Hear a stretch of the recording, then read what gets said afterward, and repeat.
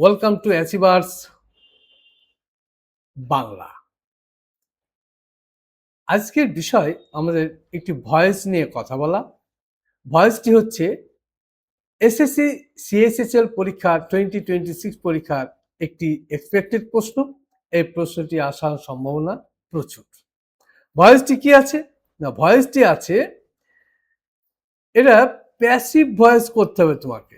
Already এখানে বলাই আছে যে এটা প্যাসিভ, তার মানে এটা অ্যাক্টিভে দেয়া আছে, তার মানে এটি অ্যাক্টিভে দেয়া আছে। অ্যাক্টিভে দেয়া আছে, কি দেয়া আছে না, দে আর ওয়াচিং এ মুভি, তারা একটি মুভি দেখছে। দে আর ওয়াচিং আ মুভি, তারা একটি মুভি দেখছে। তাহলে এটা সবার আগে জানতে হবে এটা কোন টেন্স। এটা প্রেজেন্ট কন্টিনিউয়াস টেন্স, অ্যামিজ আর ভার্বের সাথে আইএনজি। তাহলে যদি এটা প্রেজেন্ট কন্টিনিউয়াস টেন্স হয়, প্রেজেন্ট কন্টিনিউয়াস টেন্স হয়, তাহলে এর প্যাসিভের ফরমেশন কি? প্যাসিভ।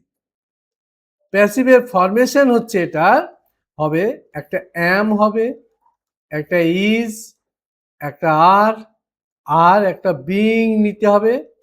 তার সাথে কি নিতে হবে না V3, অ্যামিজার বিং V3। এইটা হচ্ছে প্রেজেন্ট কন্টিনিউয়াস প্যাসিভের ফরমেশন।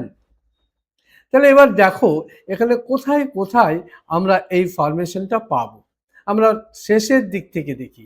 দেখো লেখা আছে, আর একটা কথা বলি, ভয়েস করতে গেলে তোমাকে জানতে হবে সাবজেক্ট কি হবে, অবজেক্ট হবে। আর অবজেক্ট কি হবে না সাবজেক্ট হবে।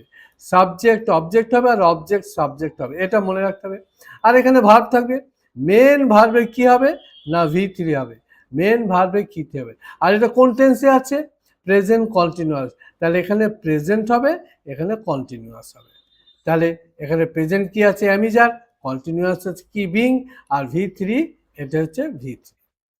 ব্যাপারটা ক্লিয়ার হয়েছে না? তাহলে এই ব্যাপারটা তোমাকে ভালো করে উইদিন 2 to 3 সেকেন্ডে তুমি এটা করতে পারবে। কত?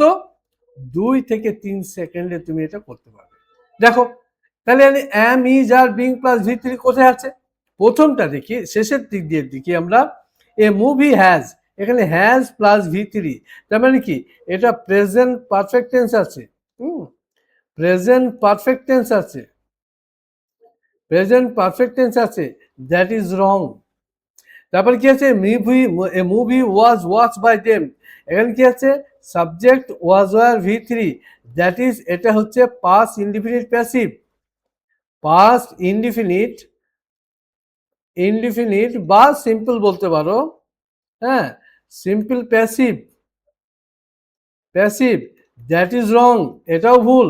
নাম্বার বিতে কি আছে, এ মুভি ইজ, তাহলে এ মুভি এখানে অবজেক্ট আছে, সাবজেক্ট এসছে এ মুভি।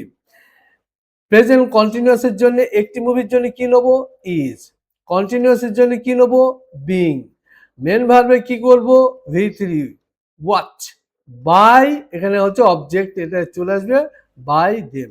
তাহলে তোমার আনসার হচ্ছে বি। ক্লিয়ার হচ্ছে ব্যাপারটা? হোয়াই নট এ নয় কেন? A movie watch by them, এটা কিসে করা আছে? এটা করা আছে past indefinite tense, past indefinite tense. তাহলে ব্যাপারটা বোঝা গেল। আশা করি ভিডিওটি ভালো লেগেছে। ভিডিওটি লাইক করবে, শেয়ার করবে এবং বেল আইকনটি প্রেস করে দেবে এরকম বিশেষ বিশেষ এবং ডিটেলসে গ্রামারের টিপস পাওয়ার জন্যে।